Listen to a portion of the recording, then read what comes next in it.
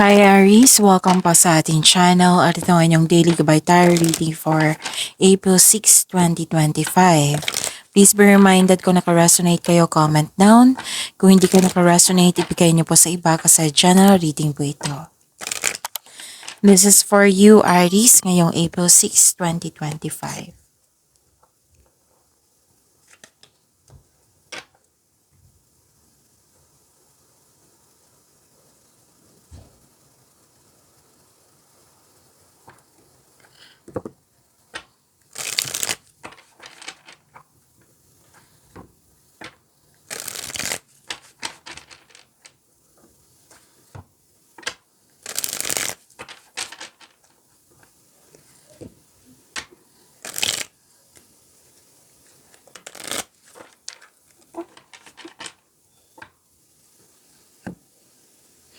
Para po ito sa inyo Aries ngayong April 6, 2025.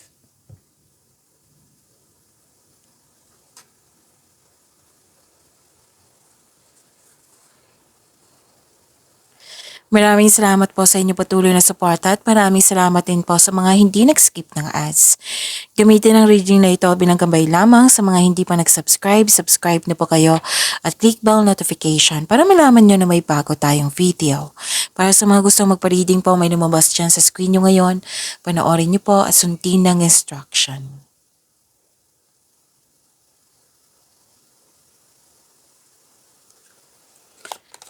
Spirit's Guide, mga ganap po para kay Aries ngayong April 6, 2025. I need 3 cards po.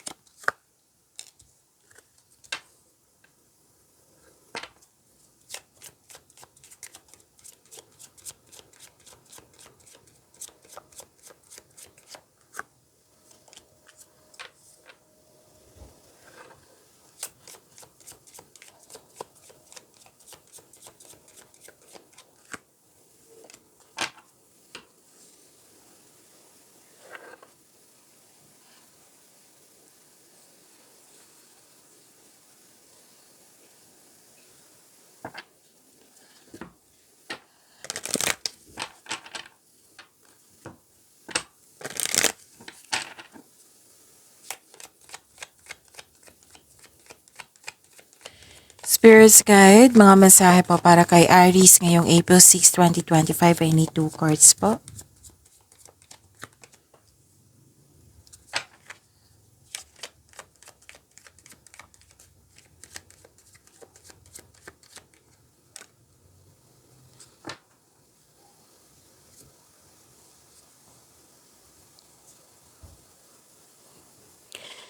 Ngayong April 6, 2025, para kay Aries, paglilipat ito sa malayong lugar, paglilipat sa ibang lokasyon, bibigyan mo ng aksyon yung matagal mo ng plano, makaka-receive ka ng good news, at saka expect na magiging busy kayo ngayon kasi full of movement eh.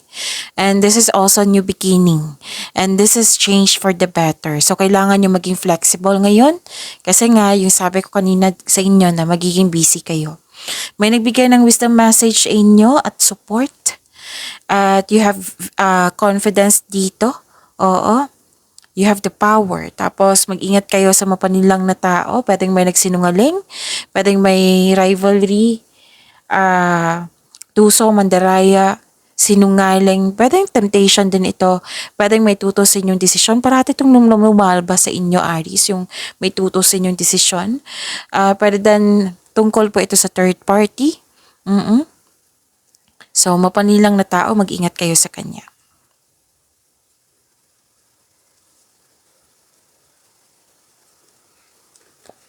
So, you are a wise leader. Sabi po ng card, Aries. And you are a beacon for others. Maraming umaasa sa iyo. And cleansing waters, purification activates vibrant life force. Kung mahilig kayo sa salt bath, then go ahead.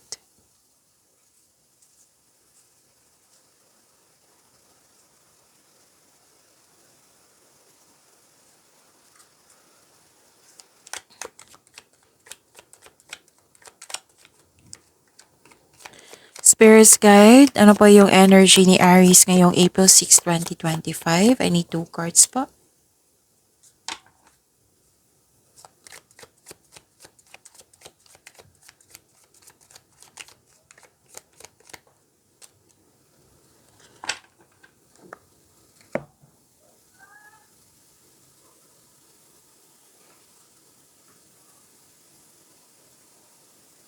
Kung may narinig kayo or may nakita kayong repeating message, meaning to say pinupush ng cards nyo yan. Like for example, napanood nyo po yung ngayon, yung April 5 and April 6 na video reading nyo po.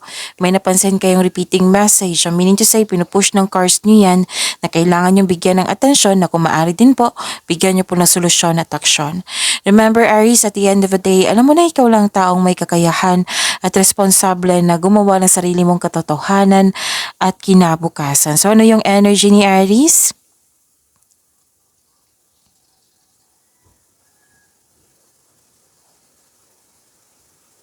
So this is pag-move on, moving forward, this is embarking on a healing journey, magkakaroon ng pagbalanse, magkakaroon ng pagkakaisa.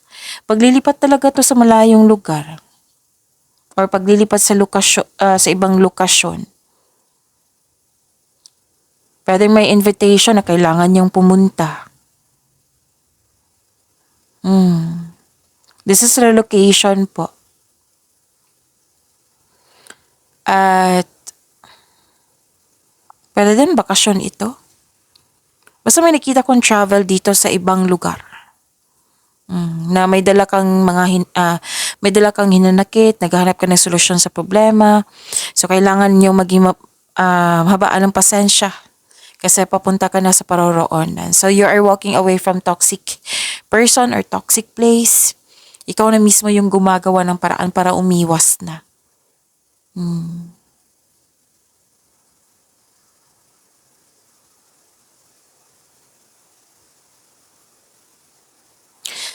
At may nakita rin ako ditong growth and patience.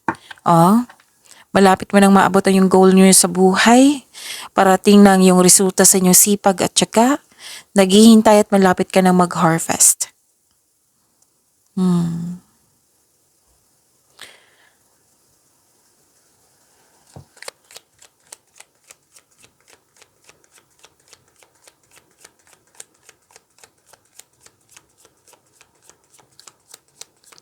Career and money po ni Aries ngayong April 6, 2025.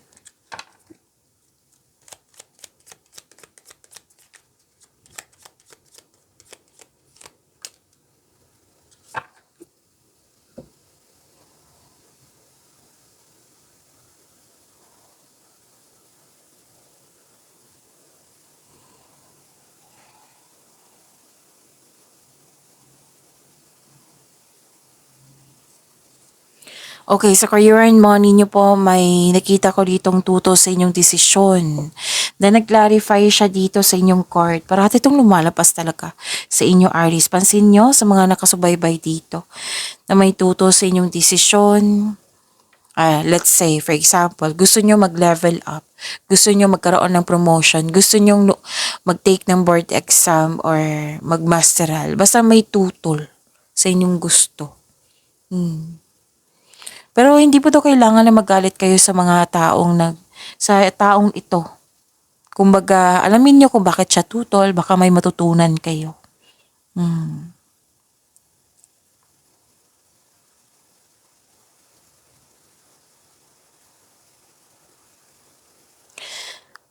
May greedy dito na tao. Pwedeng overwork to. May greedy na tao na sobrang focus sa material wealth. Pwede din pinipressure mo yung sarili mo na gusto mo magkaroon ng resulta. Ingatan lang inyong kaperahan ha, kasi may nakita kong loss of money dito. Pwedeng nawala, kinuha, na-damage, nakasta, or ninakaw. Or may concern kayo sa isang tao na hindi marunong mag-handle ng money.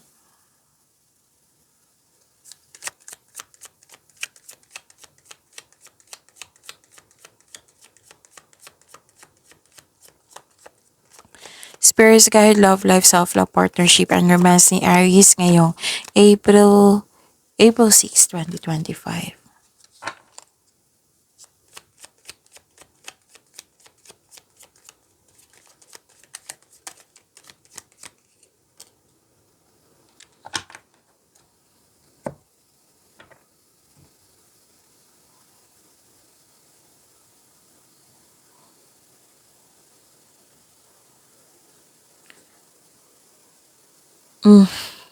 Another card na nagsabi dito na may taong hindi marunong mag-handle ng money, naging materialistic. Pwedeng may silos, inggit, hindi marunong magbigay halaga, na may taong hindi maasahan. So instead na magalit kayo sa kanya, have a conversation with this person about sa expectation mo at gawa kayo ng adjustment para magkasundo kayo. Ikatatlong card na po nagsabi dito na may taong nanghihimasok sa inyong decision making process.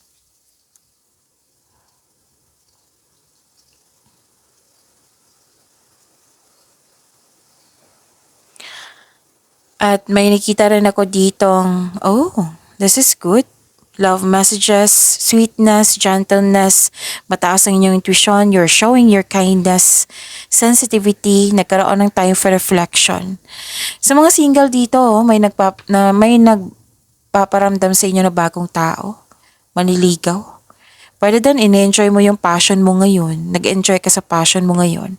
Para sa mga relasyon sa buhay mag-asawa, pwedeng mag-date kayo ngayon. Okay? Mag-outing or mag-date. Pagyamanin niyo po yung blessings sa binigay sa inyo. Aries, see you tomorrow. Please like, subscribe, and click bell button for notification para updated po kayo sa daily tarot reading natin. Maraming salamat po.